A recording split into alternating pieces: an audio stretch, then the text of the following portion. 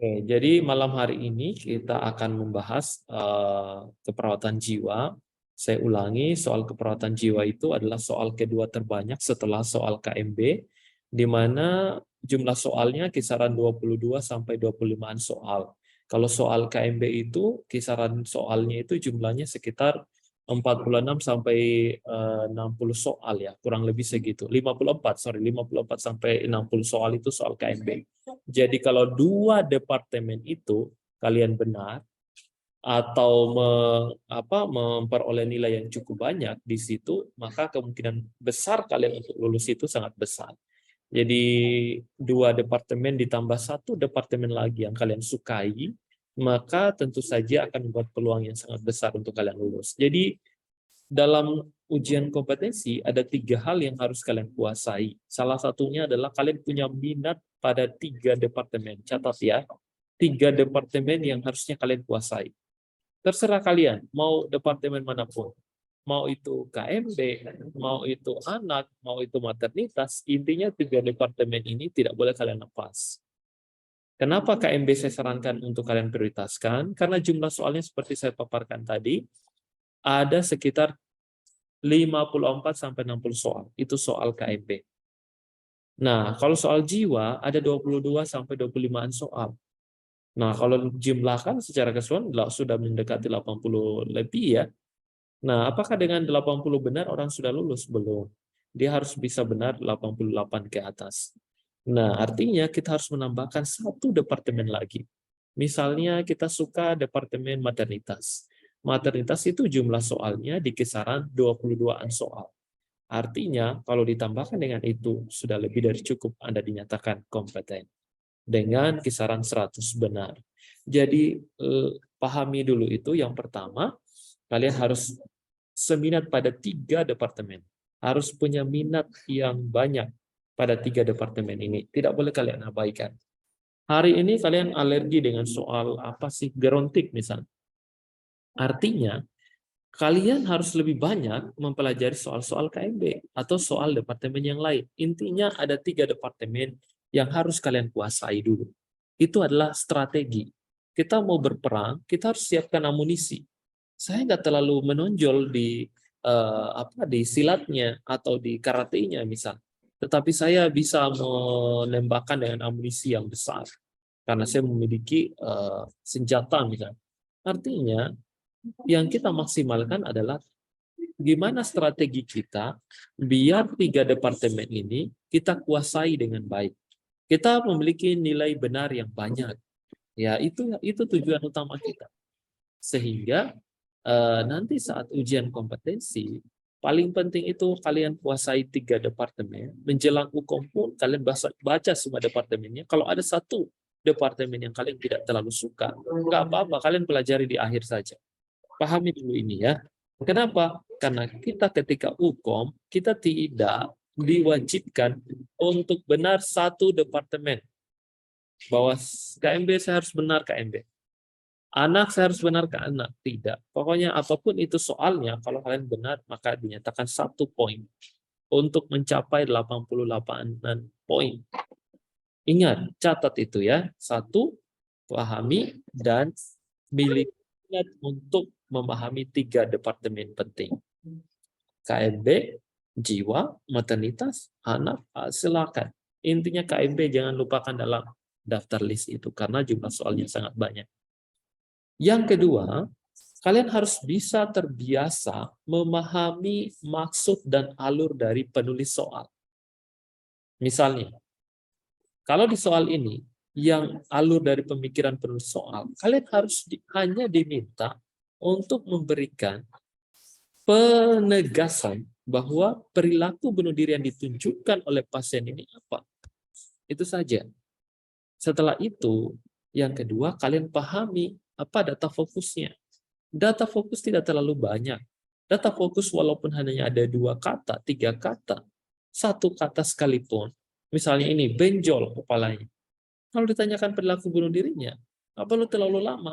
Ini adalah percobaan bunuh diri. Orang yang berpikir cepat, dia tidak akan lama di sini. Kenapa? Karena dia sudah bisa tebak bahwa pasien ini melakukan percobaan bunuh diri. Dengan cara apa? Membenturkan kepalanya sehingga benjol, berdarah, dan seterusnya. Sampai kemudian kalau itu dibiarkan, ya bisa gegar otak, bisa meninggal karena perdarahan. Itu adalah bentuk dari percobaan bunuh diri. Nah, kalau isyarat yang bagaimana? Isyarat itu memberikan kode, niatan. Ya, artinya dia baru sebatas memberikan kode-kode kecil ya. Kalau kamu masih seperti itu, saya akan mungkin saya akan pergi jauh. Nah, itu kan pergi jauhnya kita tidak bisa mendeskripsikan. Dia mau kemana? Ada nggak ujungnya? Dan seterusnya. Itu adalah isyarat. Berikutnya adalah ancaman bunuh diri. Nah, ingat itu ya. Ini soal ini paling sering masuk di ujian kompetensi. Kadang satu soal, kadang dua soal. Jadi pasti akan ada soal yang saya bahas ini. Entah versinya yang berbeda, tetapi konten dan data fokusnya tetap sama. Kalau ancaman bunuh diri memberikan pressure kepada orang lain untuk memenuhi keinginannya. Kalau kamu seperti itu, saya akan menggantung leher saya misalnya. Nah, itu kan ancaman, tapi dia belum menggantung lehernya. Tapi kalau dia sudah menggantung lehernya dengan tali, sebilah tali dan seterusnya, atau menebas lehernya dengan parang, itu berarti dia telah melakukan percobaan bunuh diri. Nah, itu bedanya ya. Jadi jawaban dari kasus ini percobaan bunuh diri ya. Jadi yang benar di sini adalah percobaan bunuh diri.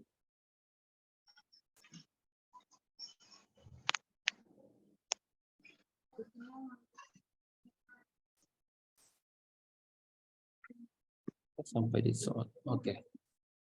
Jadi yang benar di sini adalah percobaan bunuh diri ya. Kalau ada pertanyaan kalian boleh langsung.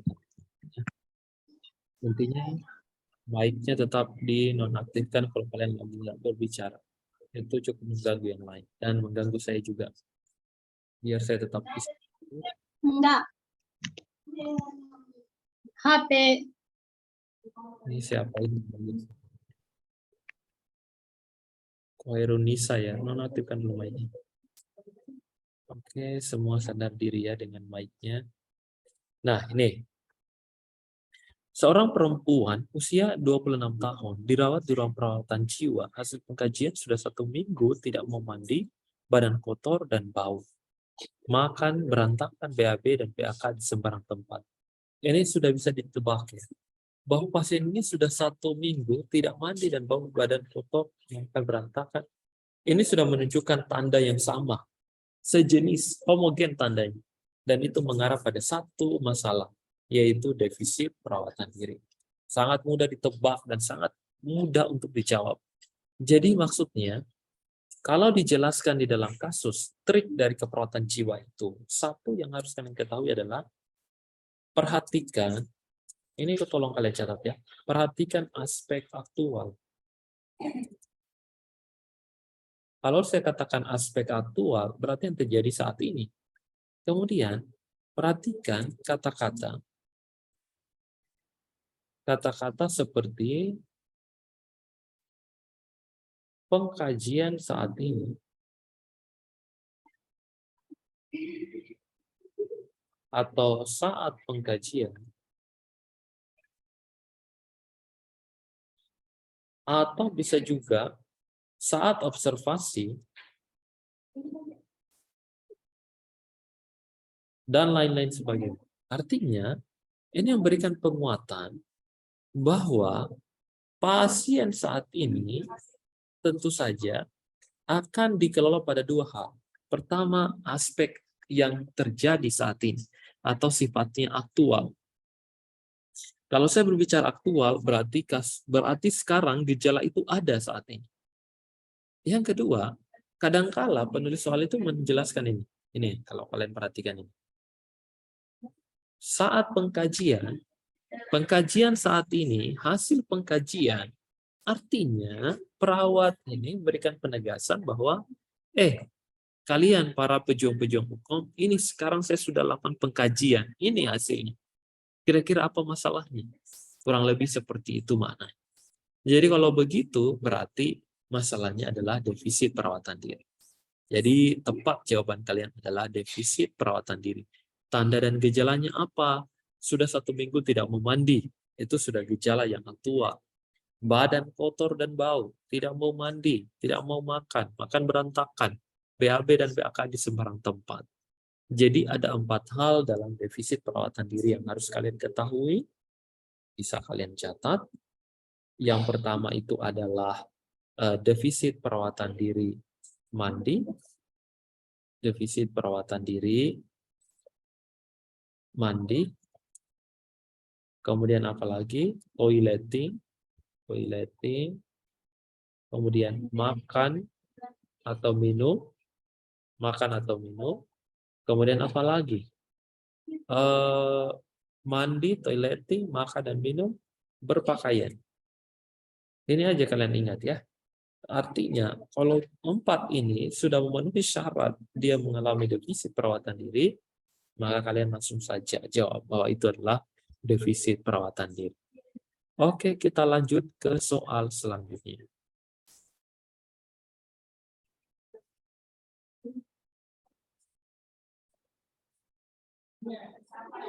Oke. Kita lihat pertanyaan soalnya adalah masalah keperawatan. Nah, cari data fokusnya dengan secepatnya. Oke, saat dikaji, kalian mengatakan, saya sangat tidak berguna dan terbuang, suster. Saya sangat malu. Rasanya, saya lebih baik tidak dilahirkan saja. Keterangan ini dari keterangan keluarga tersebut terjadi sejak 1 tahun yang lalu. Setelah ditinggalkan istrinya menikah dengan orang lain. Dari data observasi, kalian kurang memperhatikan kontak mata, wajah sedih saat bercerita. Nah, kira-kira masalahnya apa kalau kayak begini? Nah, kalau kayak begini sudah kita bisa tahu, pertama dia mengungkapkan rasa malu. Oke, 1. Kemudian mengungkapkan tidak berguna. 2. Kemudian apa lagi? Keluarga mengatakan tinggal istrinya menikah. Ini penyebabnya ya, bahwa karena ditinggal menikah oleh istrinya. Ditinggalkan menikah oleh istrinya. Nah, mempertahankan kontak mata, wajah sedih saat bercerita, dan seterusnya. Nah, ini adalah mengarah pada satu masalah. Kita belum lihat jawabannya apa. Tapi mengarah pada masalah kurang lebih adalah kira-kira apa? Harga diri rendah ya. Bukan isolasi sosial ya. Ini harga diri rendah. Kenapa saya jelaskan ini bukan isolasi sosial? Pertama, kalian membaca isolasi sosial itu karena ada ini kan. Kalian kurang mempertahankan kontak mata.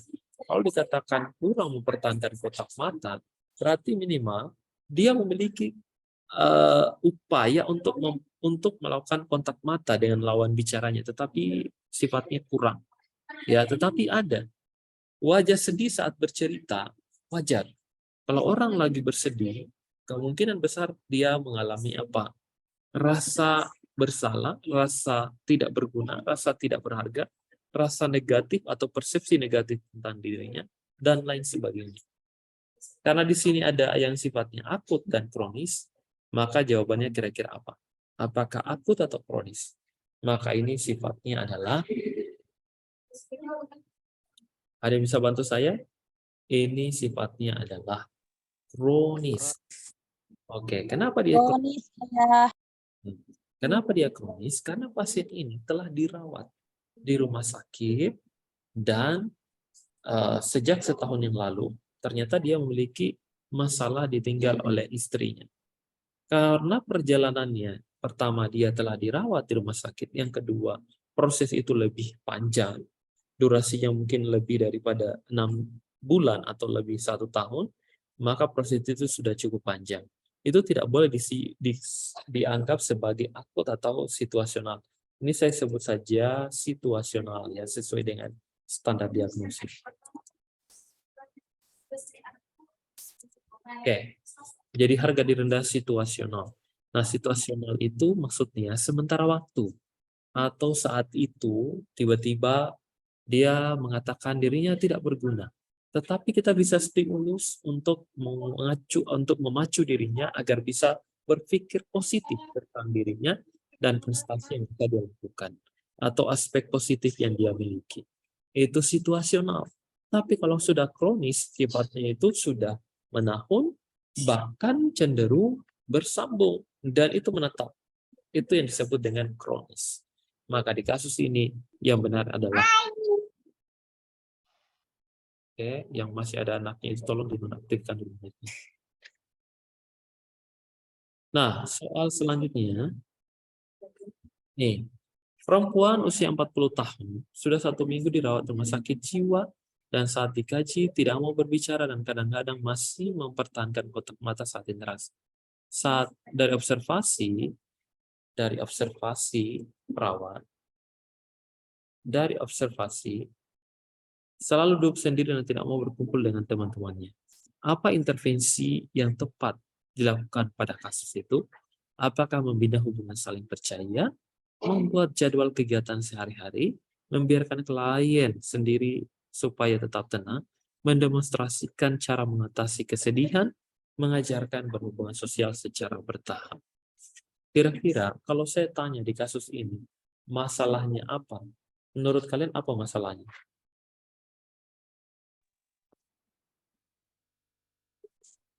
Kira-kira apa masalahnya? Yang bisa bantu saya ini, analisa kasus. Apa masalahnya? Isolasi sosial nah. Tidak Isolasi sosial. mau bicara, namun kadang-kadang masih mempertahankan kontak mata. Oke. Pertama, dia tidak mau berbicara, tetapi kadang-kadang apalagi masih mempertahankan kontak mata saat interaksi. Nah, kalau begitu, kalau dia masalahnya adalah isolasi sosial, kira-kira tindakan apa di antara 5 opsi jawaban A, B, C, D, dan E yang mengarah pada mengatasi isolasi sosial? Begitu cara jawabnya. Apakah membina hubungan saling percaya, membuat jadwal kegiatan hari-hari, membiarkan kalian sendiri supaya tetap tenang? Tentu ini dihapus ya. Mendemonstrasikan cara mengatasi kesedihan juga dihapus. Maka tersisa A, B, dan E. Kira-kira jawaban apa yang sesuai? Ada yang bisa bantu? Jawabannya E. Oke. Mengajarkan hubungan cara Hah? E. E. Mengajar untuk bersosialisasi secara bertahap. Ini jawabannya. Kalau kita lihat di sini, betul sekali. Kalian harus bisa jeli ya. Masih tidak mau berbicara. Oke. 1. Kemudian apalagi? Tidak mau berkumpul. 2. Nah, saat observasi tidak mau berkumpul, selalu duduk sendiri. 3.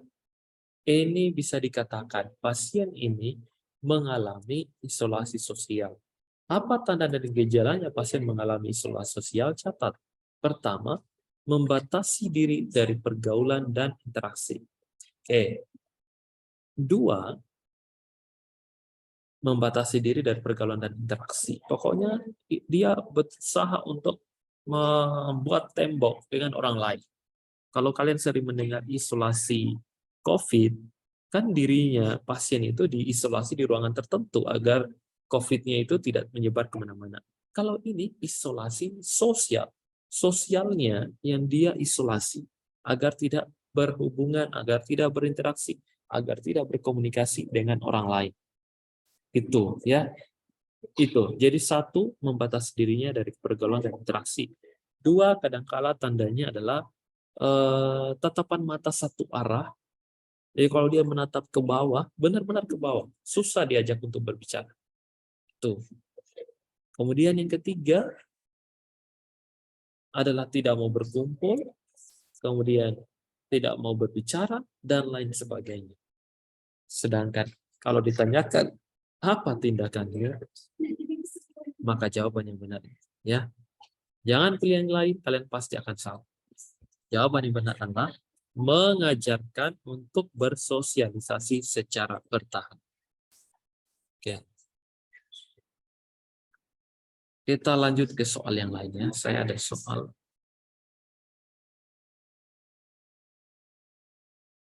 Oke. Kita lanjut ke soal ini.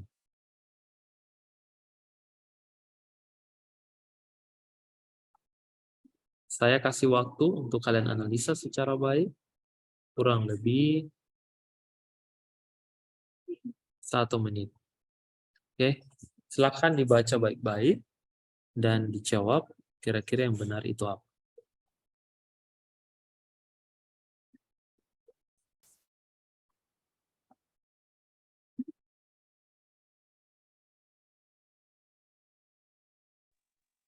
Benar, terkelihatan soalnya.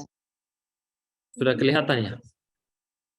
Tak benar soalnya tidak kelihatan. Sekarang sudah kelihatan belum?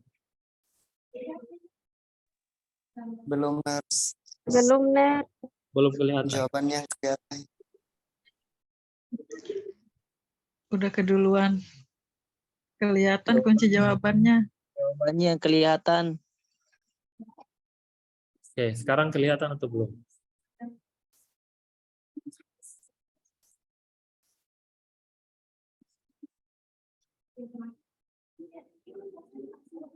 Ya kelihatan. Silakan langsung dijawab.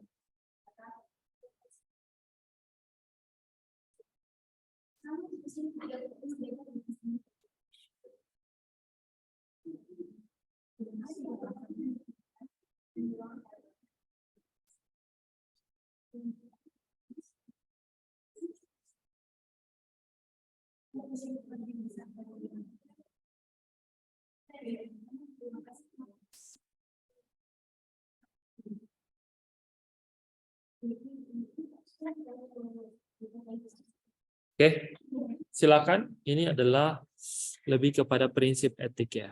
Prinsip etik. Di prinsip etik. Apa prinsip etik yang dilakukan oleh perawat pada kasus?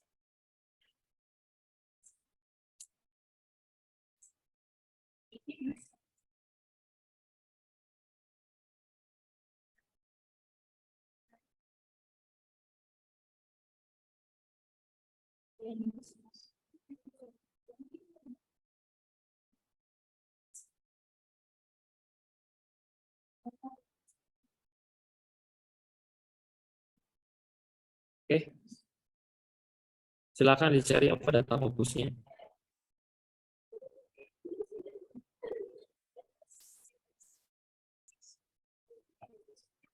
Ada yang bisa bantu saya? Jadi, jawab sama ya. Pasien terpasang fiksasi fisik dan masih berteriak, ekspresi wajah tegang, mata melotot. Selama pasien dalam keadaan terfiksasi, ini sini kunci. Selama pasien masih dalam keadaan terfiksasi, perawat kurang memberikan perhatian. Oke, dan mengevaluasi kondisinya. Karena banyak pasien baru. Nah, kalau seperti ini datangnya, kira-kira prinsip etiknya ini apa yang dilanggar?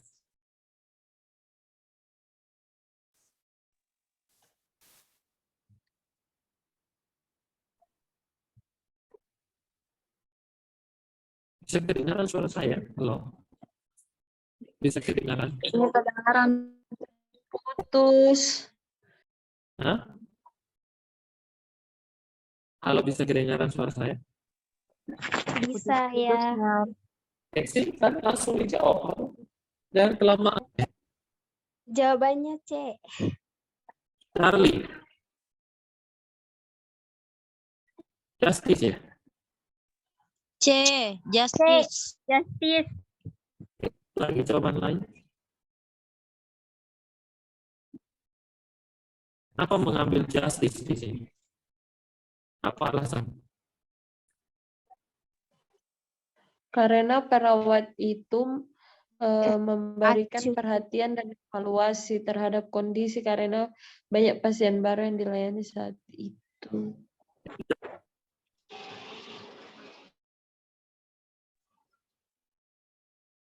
Justice itu apa sebenarnya? Tidak adil. Ya, tidak Tidak adil. adil. Contohnya dalam kasus itu kayak gimana? Tidak adil.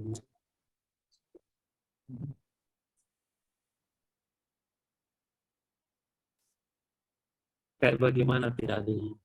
Tidak menyamakan pelayanan. Tidak menyamakan pelayanan. Ya, di sini dikatakan tidak menyamakan pelayanan. itu namanya tidak adil. Apakah itu betul sesuai dengan konteks yang ada pada data fokusnya?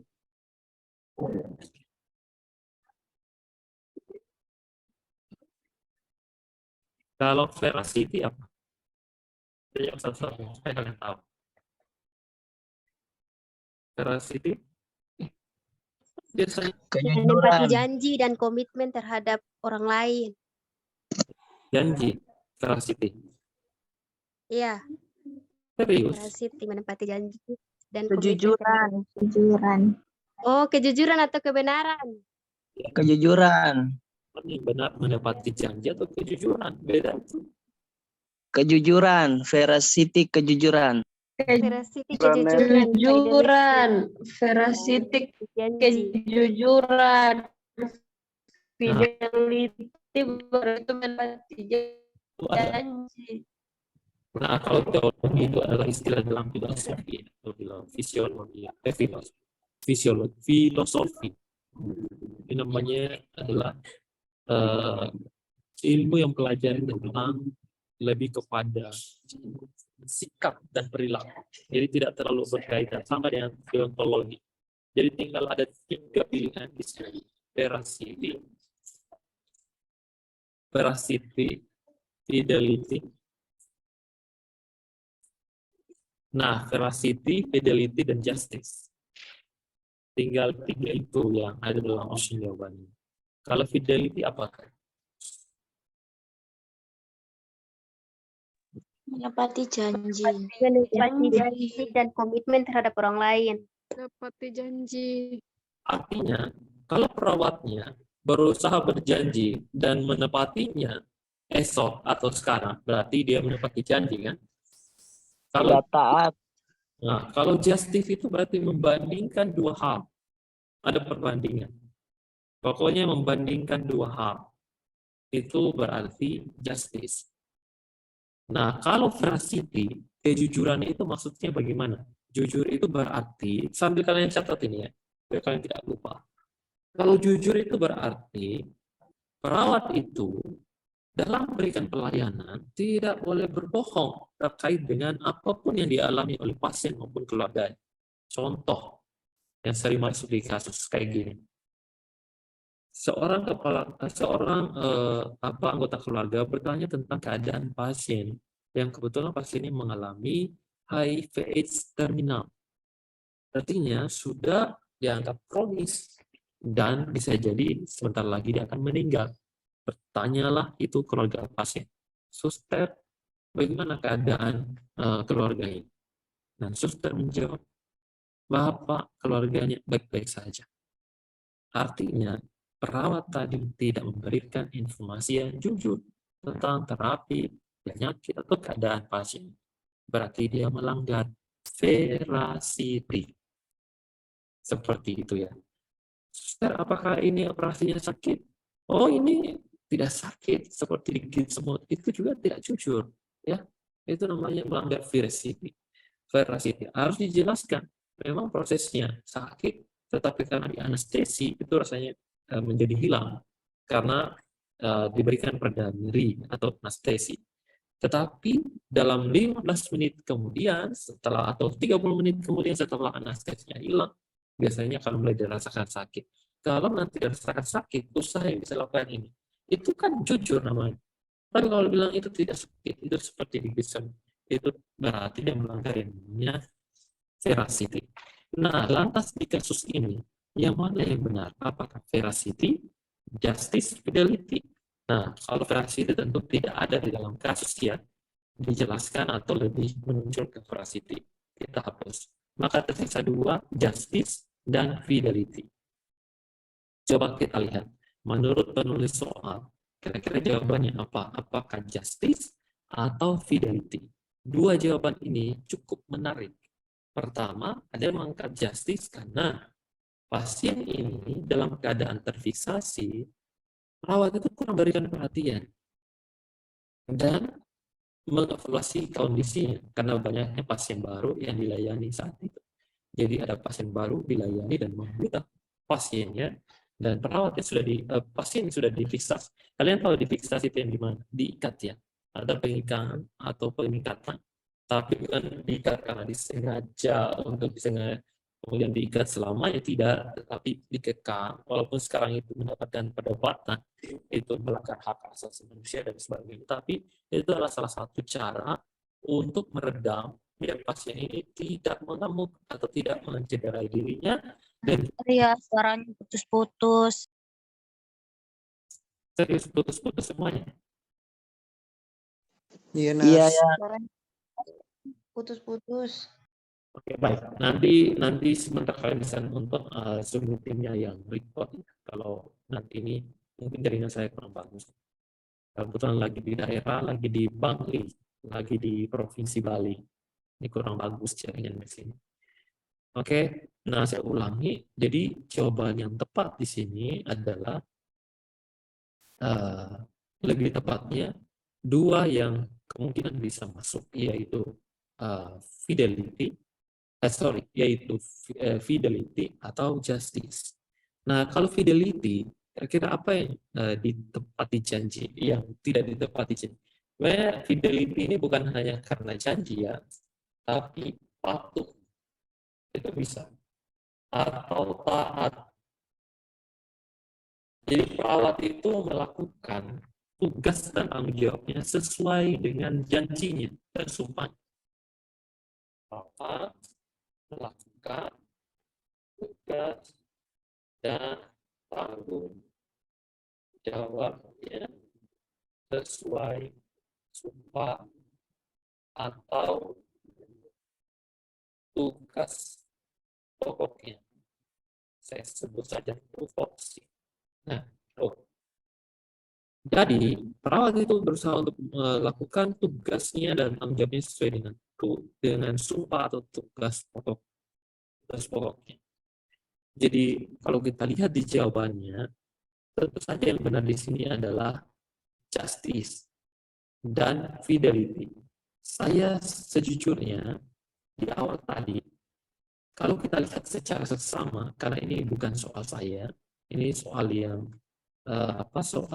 diutarakan oleh peserta ini masuk dalam soal ujian. Jadi selama pasien dalam keadaan terfiksasi, ini penguatan dari penulis soal bahwa saat dilakukan terfiksasi ini posisinya adalah posisi yang aman. Ya, posisi yang aman artinya posisi itu menganggap bahwa walaupun pasiennya itu terfiksasi, itu masih dalam keadaan aman. Artinya dia tidak akan melakukan mengamuk, merusak, dan seterusnya.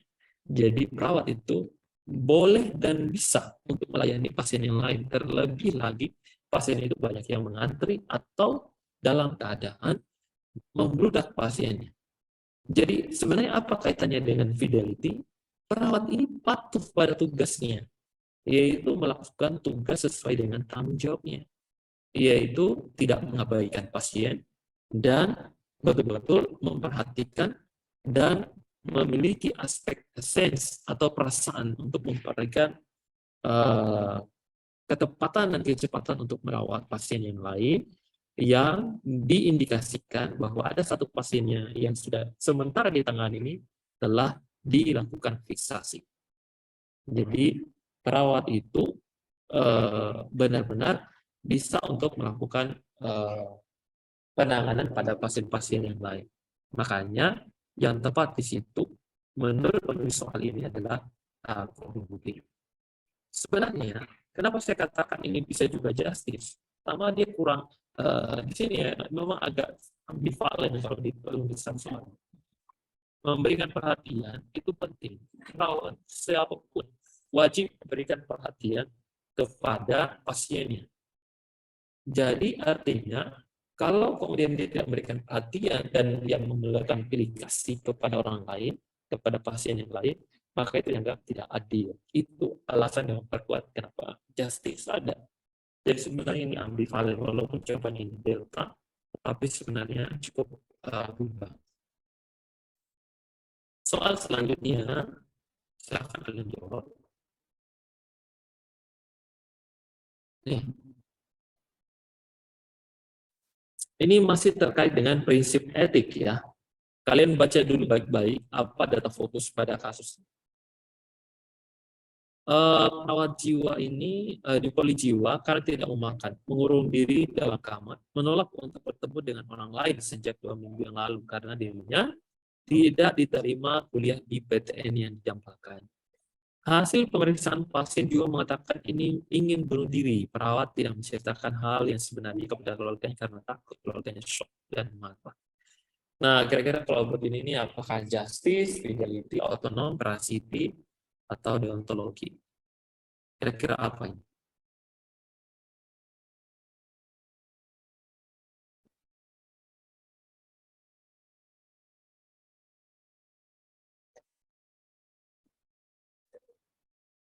Masih putus-putus suara saya ya? Iya, ya. Sini memang kurang bagus jaringan.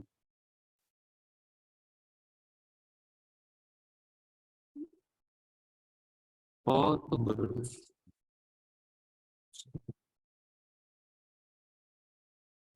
Ayah. Oh ini sudah kedengaran suara saya.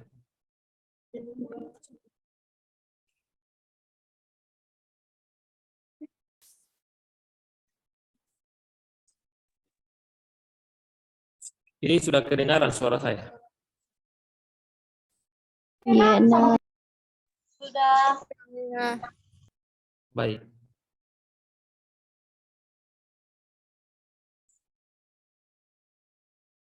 Silakan langsung dijawab. Menurut kalian ini jawabannya apa? Deontologi.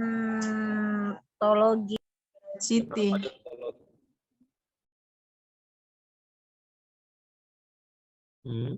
Siapa tadi yang menjawab deontologi? Kenapa? Apa alasan?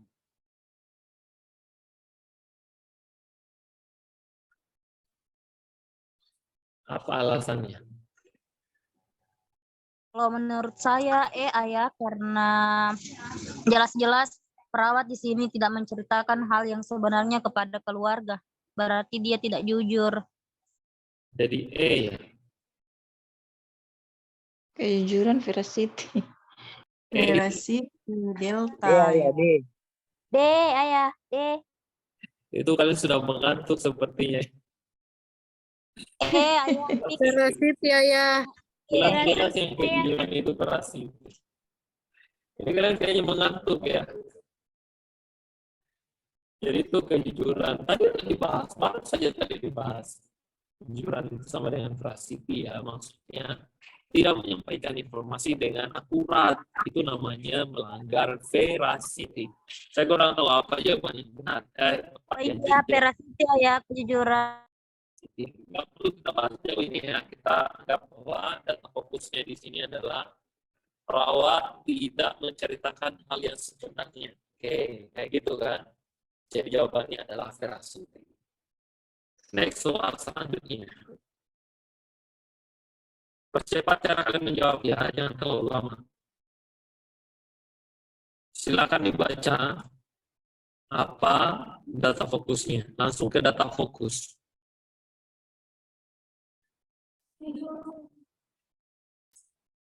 Nah, dari bawah ini data fokusnya. Kondisi pasien saat ini mulai tenang dan kooperatif, tapi perawat tadi tetap melakukan visitasi. Walaupun pasien itu menolak. Dia tetap melakukan pengikatan atau pengekangan, walaupun pasien ini menolak. Karena D, otonomi. pasien ini adalah pasien yang mengamuk. Kira-kira apa ini?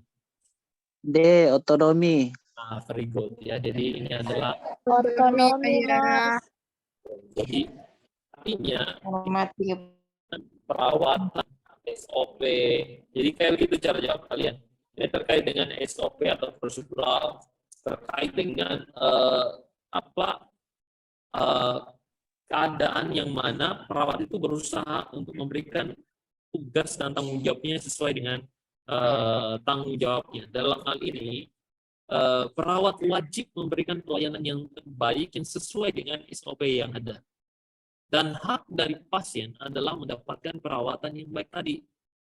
Nah itu, jadi otonomi itu lebih kepada kebebasan pasien maupun keluarganya untuk bisa menerima, menolak ataupun bisa juga dia memberikan pernyataan terkait dengan tindakan. Itu namanya autonom. Jadi yang benar di sini adalah delta, betul sekali. Next soal selanjutnya.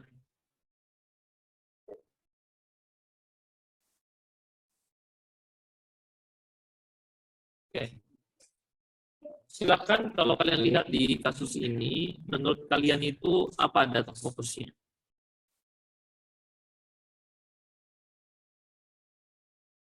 Kita satu soal lagi nih ya, baru kita istirahat. Nanti kita sambung lagi besok. Silakan dilihat apa data fokusnya.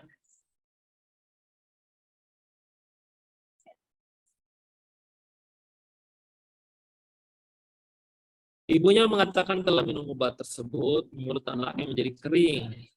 Perawat menganjurkan untuk banyak minum dan menghisap batu es. Tindakan selanjutnya, efek samping obat tersebut di atas. Apa kira-kira? Jadi pasien ini minum obat antidepresan ya. Jadi obat antidepresan. Ini ya. Oke. Ibunya mengatakan setelah minum obat tersebut mulut anaknya menjadi kering. Nah ini di sini tidak ada fokusnya, lebih tepatnya ke sini. Nah kira-kira setelah itu apa yang kita lakukan? Apakah menganjurkan tingkatkan asupan larutan gula garam? Anjurkan gunakan lotion pada bibir, menganjurkan makanan tinggi protein, menganjurkan makanan tinggi serat, menganjurkan perawatan mulut. Nah yang tepat di sini adalah menganjurkan perawatan mulut tentunya ya. Karena kalau kita lihat di kasus ini, bibir kering, mulut yang kering, biasanya melakukan perawatan mulut. Perawatan mulutnya itu bisa dengan berkumur, bisa juga dengan membersihkan, apalagi dengan membersihkan gigi dan mulut. Intinya tujuannya adalah bagaimana keadaan mulutnya itu bisa tetap dalam keadaan lembab atau basah. Jadi seperti itu. Karena mencegah tadi supaya tidak kering. Jadi seperti itu. Kalau saya tidak salah ini jawabannya adalah ya betul ya, anjurkan perawatan. Jadi yang benar itu adalah anjurkan. Jadi kalau kalian sudah tahu data fokus pada kasus itu akan sangat mudah kalian paham. Di sini mulutnya anaknya menjadi kering karena obat antidepresan tadi. Jadi tujuan kita adalah menganjurkan banyak minum dan menghisap batu es. Sebenarnya ini bagian dari apa? Itu bagian perawatan mulutnya. Oke, next soal terakhir untuk malam hari ini sebelum kalian istirahat. Silakan satu orang bantu saya seperti cara menjawab yang saya ajarkan. Lihat apa pertanyaan soalnya dan apa data fokusnya dan apa basisnya. Oke, silakan. Satu orang bantu analisa. Baru baca baik-baik. 1 menit dari sekarang, nggak boleh terlalu lama ya.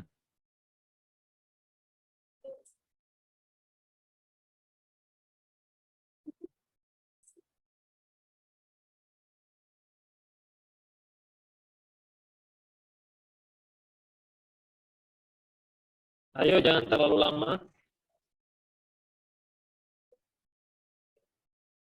Apa data fokusnya? Ayo. Apa data fokusnya?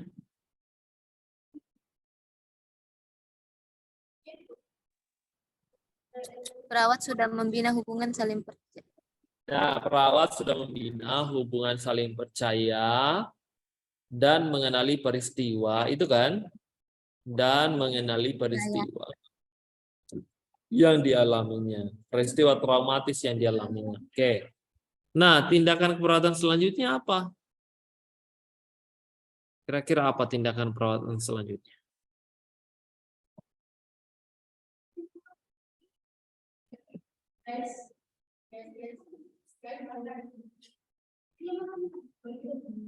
Ayo, ada yang tahu sebenarnya masalahnya ini apa? Masalahnya. Ada yang tahu masalah dari pasien ini apa masalahnya? Ayo, apa masalahnya? Ini kan masalahnya. Nah, kebanjiran, banjir bandang, Banjir bandang yang menewaskan anaknya. Oke.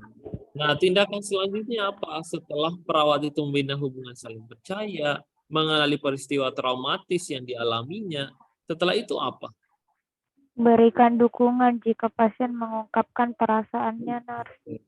Betul sekali. Jadi yang benar di situ adalah lebih kepada mendiskusikan dengan pasien keadaan sebelum dan sesudah trauma. Kalau kita hanya memberikan dukungan jika pasien mengungkapkan perasaannya, itu artinya kita tidak mengenali apa sebenarnya keadaan pasien ini sebelum dan sesudah trauma. Kita tahu tidak, kenapa sih sampai trauma merasa sangat hilang seperti itu? Kita tidak tahu, bisa saja karena banjir bandangnya ini mungkin itu anaknya satu-satunya. Mungkin karena sebelum dia kehilangan anaknya, dia adalah keluarga yang sangat ceria, keluarga yang mendambakan kehadiran anak atau seperti apa. Tetapi karena kejadian banjir bandang tadi, anaknya kemudian hilang, maka merubah semuanya. Berarti trauma sebelum dan setelah trauma. Jadi sebelum dan sesudah trauma, kita harus kenali. Kita harus tahu. Sehingga kita bisa mengambil langkah apa, kita diskusikan, kira-kira langkah apa, sehingga pasien ini bisa nanti survive dan bisa bertahan lebih baik. Karena keadaan itu tentu saja bukan hanya omongannya, tetapi sekali lagi itu tidak mudah dilakukan oleh orang lain. Karena ini adalah proses berduka. Semua orang itu akan mengalami berduka pada saatnya. Tetapi sekali lagi yang perlu kita perhatikan adalah bagaimana kita mendiskusikan dengan pasien keadaannya, solusinya, kira-kira motivasi dan alternatif apa yang kita berikan kepada pasien biar dia tetap bisa bertahan hidup.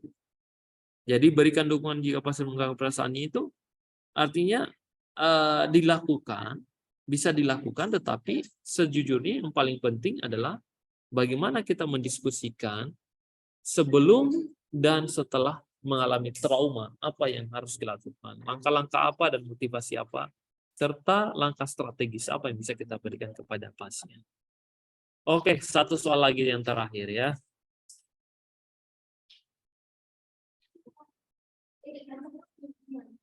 Silakan dijawab satu soal terakhir.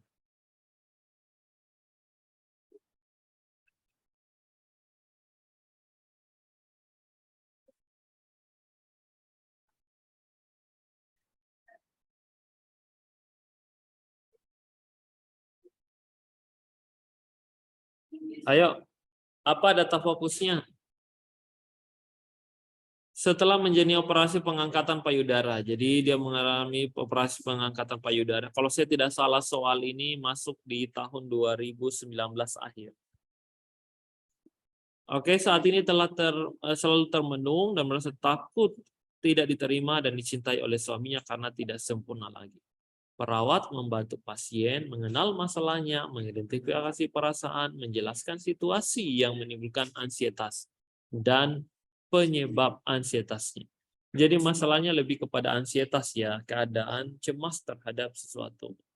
Yaitu keadaan payudaranya yang sebelah kiri itu sudah diangkat.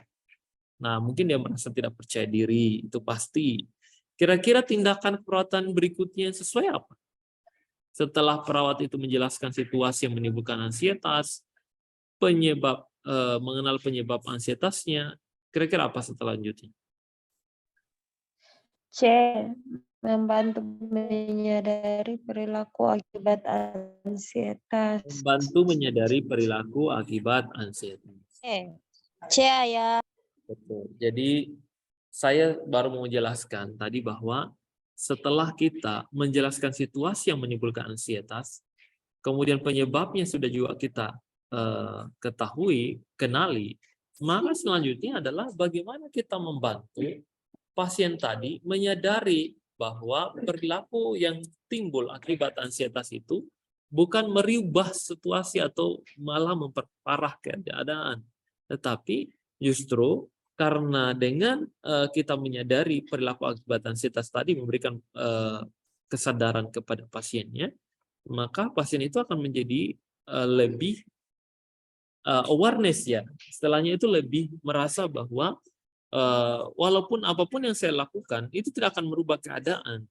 Jadi dia harus mampu bisa menerima keadaan itu, tetapi dengan bertahap. Karena tidak semua orang bisa secepat itu dia menyadari dan bahkan menerima keadaan itu. Jadi harus dengan bertahap, Dan tentunya siapa yang membantunya? Perawatlah, yaitu membantu menyadari perilaku akibat ansietas tadi. Jadi dibantulah pasien. Oke, untuk malam hari ini kita cukupkan. Kita akan lanjutkan nanti. Ya, ada 3 soal di grupnya kemarin saya lupa, tetapi pertama itu apa sih ada itu soalnya? Saya lupa di mana itu soal. Intinya yang pertama saya baca di grup saja ya. Kalian bisa lihat. Yang pertama itu soal terkait dengan apa sih itu tindakan ya kalau nggak salah ini. Saya buka saja dulu. Oh ya ini. Di sini itu ada 4 soal kalau nggak salah. Iya soal gadar ya. Di sini kalau kalian lihat kembali di grup bahwa tanda dan gejalanya atau data fokus yang ada itu lebih menjelaskan bahwa ada gargling, kemudian kesadaran yang menurun, maka lakukan suction-nya. Itu yang benar. Jadi yang benar di situ sudah tepat jawaban kalian melakukan suction. Pasiennya tidak sadarkan diri, kemudian didengar suaranya gargling. Nah, bisa dilakukan apalagi suction untuk mengurangi cairannya ya. Kemudian di soal selanjutnya, ini soal terkait dengan perhitungan resitasi cairan. Banyak yang menjawab sudah benar ya, itu kalian harus tahu dulu berapa rumus Portline atau Baxter-nya. Nah, kalau kita lihat di situ, yang harus kalian ketahui, karena rumusnya memang adalah wajib diketahui berat badan pasien, kemudian yang kedua adalah yang harus kalian ketahui juga selain berat badan pasiennya, itu saya lihat di kasusnya, adalah luas luka bakarnya. Nah itu ya, kalau kita masukkan di rumus berarti 4 cc dikali kilogram berat badan dikali luas luka bakarnya. Nah kalau di kasus itu kilogramnya kalau nggak salah 50 ya 50, kemudian 4 cc berarti 4 kali 50 kali luas luka bakarnya. Luas luka bakarnya di sini saya lihat di sini ada terjadi pada bagian paha sampai kaki kanan itu 9. Sebagian dada bagian depan itu apalagi 4,5 lengan kanan 18 ya. Jadi ini 18 berarti berapa tadi? Tinggal kita masukkan 4 kali berapa kilogram berat badannya? 4 kali 50 kali kali 18. Berarti hasilnya berapa itu? Ya kurang lebih seperti itu ya. Nanti kalian cari saja. Intinya kalau seperti ini rumus bukan rumus menghafal ini rumus pahami rumus saja. Nah, soal selanjutnya terkait dengan derajat ya, derajat luka bakar. Itu juga pengetahuan umum, tandanya saja kalian kenali. Pada pengkajiannya luka bakar mengenai wajah, setelah setengah bagian dada, setengah punggung seluruh ekstremitas. Kemudian tanda yang lain lagi adalah terkait dengan apa ini, sorry agak kurang ini.